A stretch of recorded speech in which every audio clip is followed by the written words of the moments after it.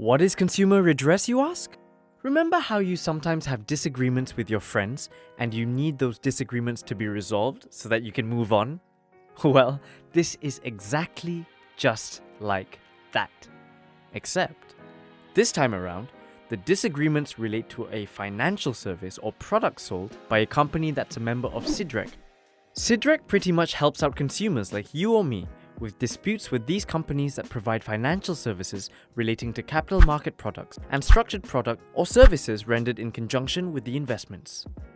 Basically, if things between us and the financial service provider go sour, at the very least, if it relates to a capital market product and services, we know that we can go to SIDREC for help. As an illustration, Jack has been working just over a year since he graduated from his tertiary studies. One day, he walks into a post office and sees an agent promoting PRS schemes along with the 1,000 ringgit government incentive. The agent then proceeds to explain the finer details of the plan to Jack. After everything checked out, Jack was told by the agent that as part of his service, he would help Jack make the payment for his investment and that he could bank in the investment money to the agent's personal account to enable this. As a first-time investor, Jack was very pleased with the agent, who seemed to be going all out to ensure Jack had a good and easy investment experience. A month goes by, and Jack doesn't hear a word from the agent. Feeling suspicious, Jack rings him up but ended up frustrated because the agent refuses to pick up his calls and is now nowhere to be found. So, the now distraught Jack heads over to the company the agent claimed to represent and lodged a complaint, only to realize the agent had been dismissed a few months prior to that. But wait, that's not the end of the story. Armed with the knowledge about SIDREC, Jack first lodged a complaint with the company, but the reply he got was unsatisfactory. He then lodged a complaint to SIDREC. SIDREC's case manager reviews the case by engaging both Jack and representatives of the company to obtain pertinent information and documents relating to the dispute in order to obtain clarity on the crux of the complaint. SIDREC's case manager facilitates the discussion and negotiation between Jack and the representatives of the company to see if there is a possibility of an amicable settlement. So, what are the possible outcomes here? The first one, Jack and the company were able to reach an amicable settlement with the help of SIDREC's case manager. The second, if the case manager was not able to facilitate a settlement, the case would go on to be mediated by SIDREC's independent mediator, who would work with both parties to help them resolve the dispute. If successful, the parties would sign a full and final settlement.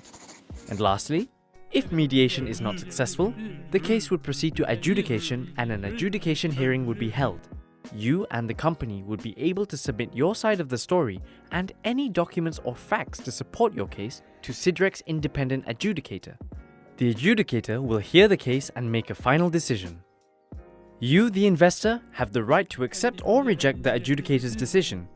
If you accept, both you and the company will sign a settlement agreement, and if you have been granted any compensation by the adjudicator, the company will have to make the payment to you for the awarded amount.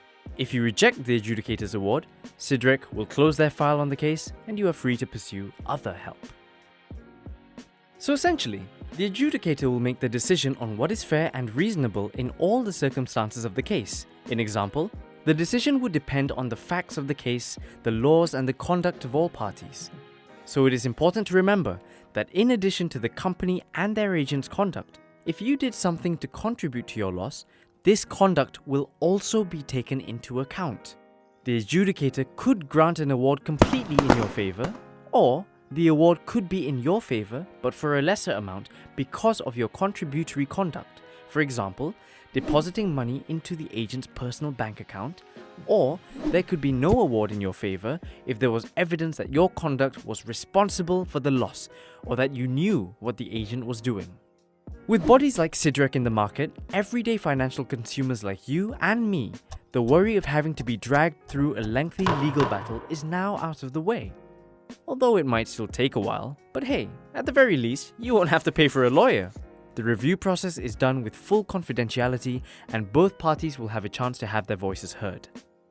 While SIDREC is there to help investors, it is very important that investors also do their own homework to understand the products and services before picking it up. Information from Smart Finance is designed to start you off with your knowledge. So, be a careful consumer. Keep all the documentation that's related to any financial service you subscribe to. You never know, you might need it if you're going to go to an independent body like SIDREC for help.